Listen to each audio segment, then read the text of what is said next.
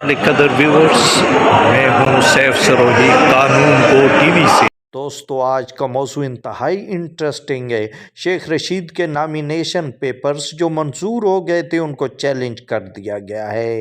तो दोस्तों, जिस दिन ये नॉमिनेशन पेपर शेख राशिद शफीक के हवाले किए थे शेख रशीद ने, उस वक्त मैं वहीं मौजूद था उमर शबीर साहब की कोर्ट के अंदर। शेख राशिद शफीक साहब रोस्टम पर लिखकर उन्हें पुर कर रहे थे, ये सामने देख भी सकते हैं आप।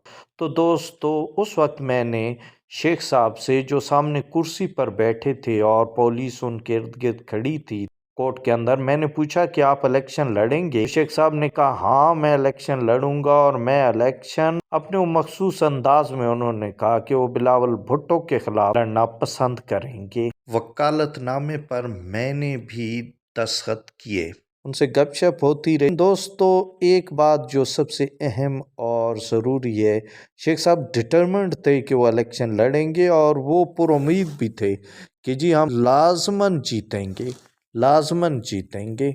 अच्छा दोस्तों, अब आते हैं शेख साहब के नॉमिनेशन पेपर्स की मंजूरी की तरफ। दोस्तों, कानून उस वक्त तक किसी को मुजरिम डिक्लेयर नहीं करता जब तक कोर्ट प्रोसीडिंग के बाद, और वो भी ट्रायल के बाद, किसी को कन्विक्ट नहीं करती, उसे सजा नहीं सुनाती। तो दोस्तों, एक होता है मुल्जिम जिस पर इल्ज़ाम लगाया गया हो, जबकि एक होता है मुजरिम का जुर्म साबित हो गया और उसे सजा सुना दी गई हो। तो दोस्तों, इल्ज़ाम झूठा भी हो सकता है, इसलिए मुल्जिम अगर कोई है तो वो इलेक्शन से रोका नहीं जा सकता, क्योंकि सिर्फ इल्ज़ाम है उस पर।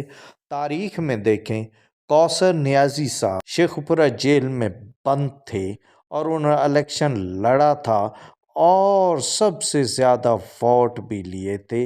इसी तरह कई एक और रहनुमा जेलों में थे और उन्होंने इलेक्शन लड़ा और वो जीत गए।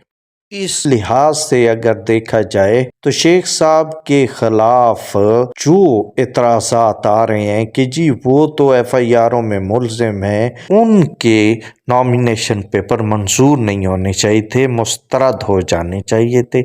ऐसी कोई बात नहीं, क्योंकि अभी तक वो कन्विक्ट नहीं हुए, उन पे जुर्म साबित नहीं हुआ।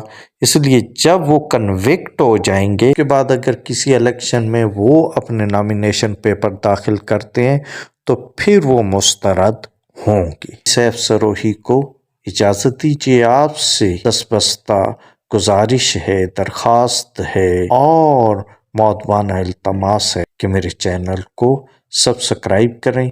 अल्लाह आपको खुश रखे और खुशियों से हमकिनार करे। अल्लाह हाफिज़।